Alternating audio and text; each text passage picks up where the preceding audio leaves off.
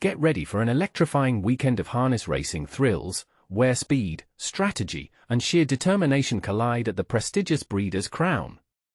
But here's where it gets controversial. Is this event truly a celebration of equine excellence, or does the high-stakes gambling aspect overshadow the sport's true spirit?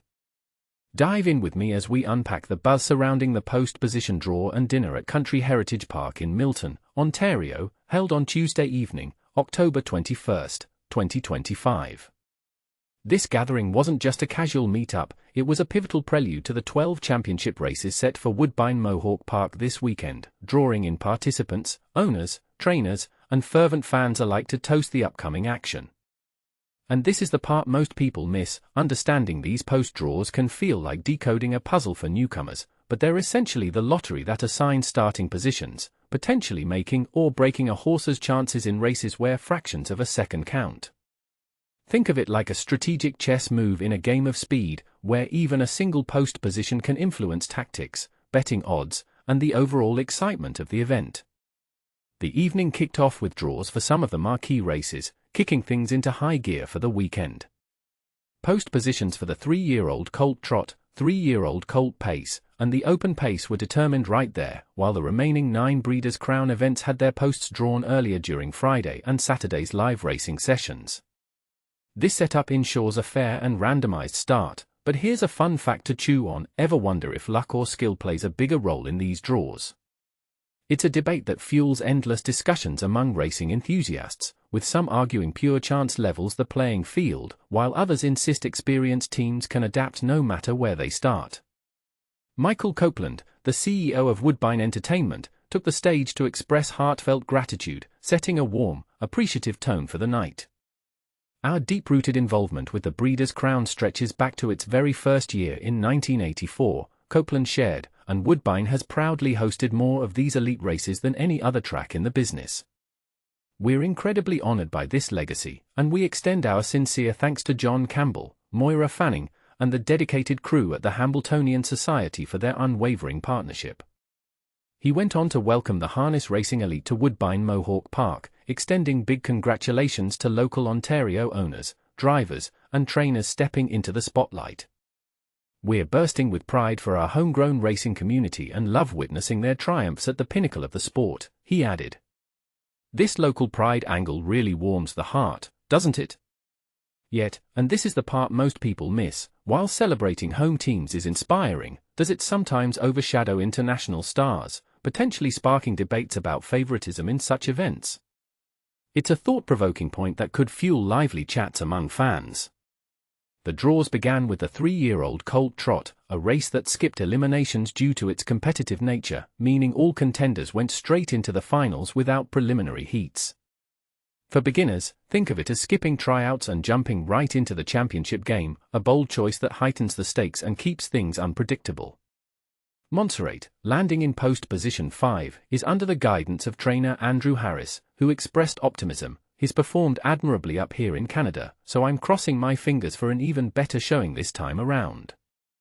Harris also oversees Yo Tilly, who drew post for in the Breeders' Crown for 3-year-old filly Trot, describing her with genuine enthusiasm. She's absolutely phenomenal, reliable, a joy to handle, and incredibly sharp on the track. Here's where it gets controversial. Praising a horse so effusively before a big race could be seen as hype-building, but is it genuine confidence or a tactic to boost odds and fan interest? Racing purists might argue it's all part of the sport's charm, while skeptics could question if it adds unnecessary pressure. The $600,000 Breeders' Crown 3-year-old Colt and Gelding Trot lineup emerged as follows. Post 1, Meshuggah, trained by Marcus Melander. Post 2, Super Chapter, trained by Marcus Melander. Post 3, Maryland, trained by Marcus Melander. Post 4, Remoticon Legacy, trained by Luke Blaze. Post 5, Montserrat, trained by Andrew Harris. Post 6, Chimpanzee Dancer, trained by Chris Beaver. Post 7, Happy Jack B, trained by R.K. Svanstedt. Post 8, Greenma, trained by Trond Smedshama.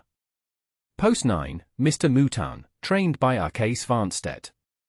Post 10, Go Dog Go, trained by Carter Pinsky. Notably, Marcus Melander dominates with 3 entries, showcasing his expertise in nurturing young talent. This concentration of power in one trainer's stable could spark debates. Does it promote healthy competition, or does it give an unfair edge, potentially stifling diversity in the sport? It's a counterpoint worth pondering as the field promises an exhilarating clash. Next up was the 3-year-old colt pace draw, highlighting Prince Hal Hanover, the elimination winner trained by Dr. Ian Moore. That victory meant the world to us. He's faced some real challenges this season, Moore noted. Keeping a horse at peak performance through the summer heat is no easy feat, he added. He stayed strong and maintained his weight better this year, so we're aiming high for the rest of the campaign. Moore's stable also boasts the undefeated Bojangles in the 2-year-old colt pace, another rising star. Regardless of Friday's outcome, this journey has been unforgettable for all involved, and that's the magic of horse racing, Moore reflected. It's why we pour our hearts into training these spirited animals every autumn, pure joy in the competition. Meanwhile, Lou Print, the Pepsi North America Cup champion, aims to bounce back from his rare season defeat in the 3-year-old colt pace. Trainer Ron Burke offered sportsmanship. He ran a stellar race. I believed he'd pull it off, but I tip my hat to Hunter's colt, Dandy Ideal. He fought to the end.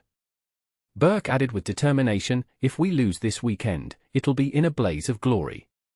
For those new to the scene, understanding eliminations is key. Think of them as qualifying rounds where horses prove their mettle before the main event, ensuring only the best advance and building suspense for fans. The $600,000 Breeders' Crown 3-year-old colt and gelding pace features this exciting field. Post 1, Madden Oaks, trained by Cameron Capone. Post 2, Manolete, trained by Bruce Saunders. Post 3, Prince Hal Hanover, trained by Dr. Ian Moore. Post 4, Captain Optimistic, trained by Nancy Tacter. Post 5, Dandy Ideal, trained by Hunter Oaks.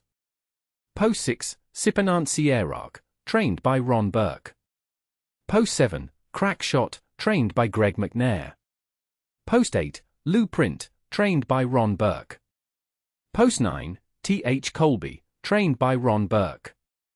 Post 10, Fusion, trained by Brett Pelling. Ron Burke's trio here adds another layer of intrigue, potentially making this race a family affair. But is this concentration of talent from one trainer a sign of dominance or a reminder of the industry's top-tier expertise? It's another angle that could divide opinions among purists who value balance versus those who celebrate star power. The Breeders' Crown Open Pace promises a heavyweight showdown, with elimination victors Ken Hanover and Irvin Hanover leading the charge. Irvin Hanover, under Dave Menry's training, has been on fire, securing wins in his last 4 outings, including a tough elimination grind. It was a monumental push, closing from behind against those blistering paces, Menry shared. At this elite tier, every race demands maximum effort. And this is the part most people miss. For beginners, fractions refer to the split times in a race, like checkpoints in a marathon, helping gauge a horse's speed and stamina. The $600,000 Breeders' Crown Open Pace includes Post 1, Coach Stefanos, trained by Irv Miller. Post 2, Ken Hanover, trained by Roland Mallar. Post 3, Captain Albano, trained by Noel Daly. Post 4, Calico Jack Hanover, trained by Luke Blaze. Post 5, Irvin Hanover, trained by Dexter Dunn. Post 6, Coach's Corner, trained by Per Ingblom. Post 7, Maximus Mickey, trained by Thomas Cancellier. Post 8, Nijinsky, trained by Anthony Beaton. Post 9, Oakwood Arden IR, trained by Robert Cleary.